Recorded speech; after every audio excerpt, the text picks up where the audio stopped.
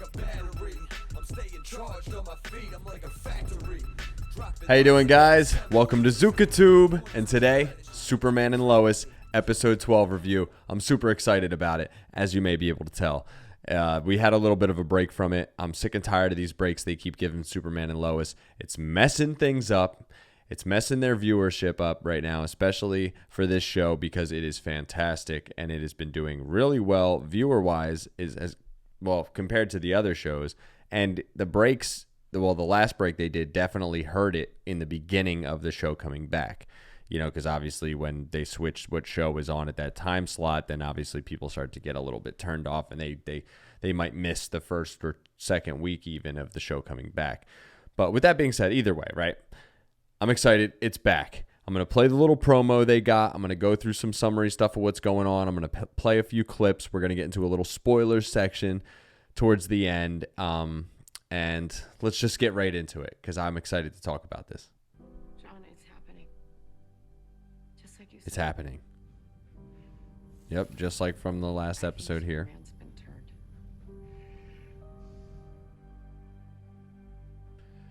Superman's been turned. Superman's been turned. Oh, snap. There's another clip included in this. Those were some of the parts from the other Earth Superman, you know. Give up, and neither can we. Yep, you see Diggle right there? He's in this. Yeah, so I'm pretty excited to talk about this episode, just because every episode of this show has been very, very, very good. And, well, I'm just going to say it right out, like, before I even get to the review part at the end. This is a very good episode as well. So, okay, so we leave off, right? And Superman got turned evil, or was in the process, by Morgan Edge, right? And it starts this episode in Metropolis, where Steel's back, super excited, is looking for the Earth Prime version, I guess, of his sister. And he gets the call from Lois from the last episode, you know what I mean? So then they show Superman, like, struggling, you know, to go through that whole transformation and stuff like that. And then they flash over and show, like, struggles of other people too. Like, you see the struggle of Kyle, you know, trying to get back to work and everything after the whole deal with, you know, advocating for Morgan Edge and then being turned and all that. You know, people are giving him some issues. And you know, they show Steel, right, meeting with Lois and Lois's father to discuss, like, what are they going to do about the situation. And obviously the plan that everybody except for Lois would go for is to kill Superman, right?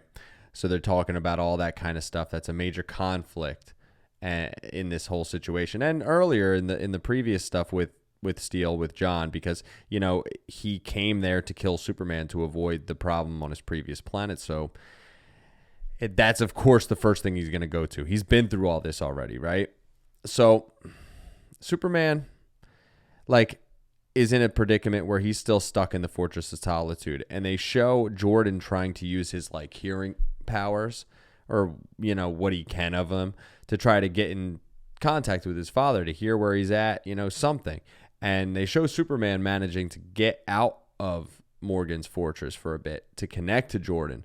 But obviously, like, Jordan gets warned of the danger, and Morgan Edge shows up and gets Superman and all that stuff, you know. So that's going to be a big problem, obviously, right? So obviously the kids are going to do nothing. You know, Jordan's got to feel super helpless in this whole situation at this point, right? And same, obviously, with Jonathan, especially with Jonathan, right? So they show Diggle, right? And he shows up to kind of drop off some tech to help, but doesn't really know what he's helping, you know? And he gets upset when he finds out what the tech is about. And obviously that's totally fine. I understand. And Diggle's dealt with a lot of stuff, and he's dealt with this, you know, multiverse type of stuff and all these different situations. So I'm going to play this clip real quick. I thought you were on my side. Lois, it's just a precaution. No decisions have been made. Except the part where you lied about what you're using this Argus tech for. It's a fluid situation. I didn't want to involve you and Lila. Yo, it's fluid. Because you knew we would say no, Sam. You can't try to kill Superman. You sure as hell can't Yeah, no use shit. Argus tech to do it. The tech is mine.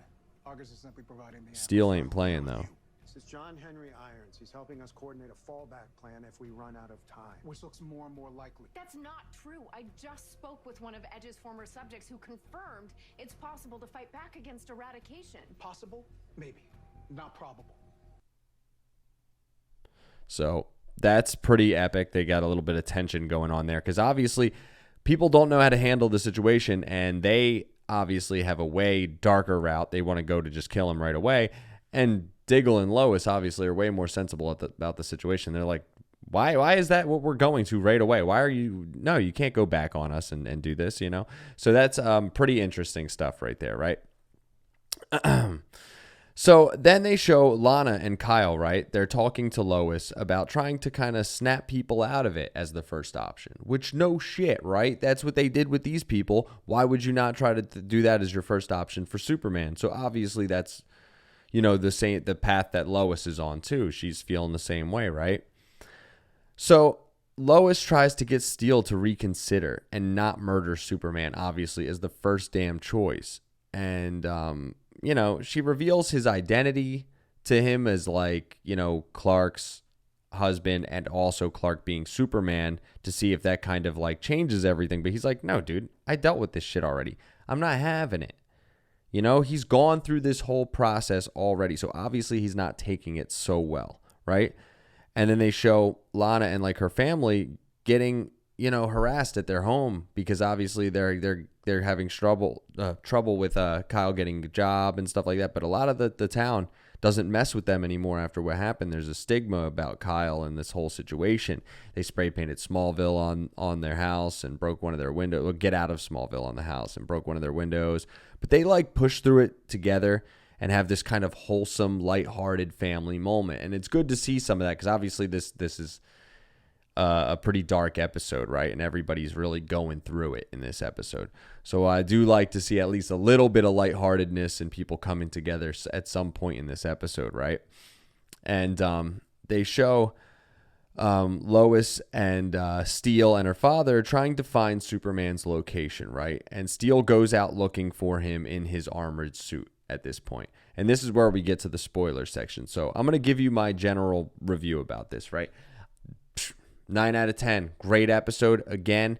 And I can't say it enough. You really got to check this show out. It's like such a good, wholesome show. It's got great action, way better effects than I thought they would have, and just really good characters so far. I like the way they're doing this show. And I'm so excited to see Steel done in this, although I'm going to show some clips and show you the one thing I don't like about Steel, and it's just like about his outfit so far, but I'm sure they're going to improve on that because at moments, like, this character looks awesome.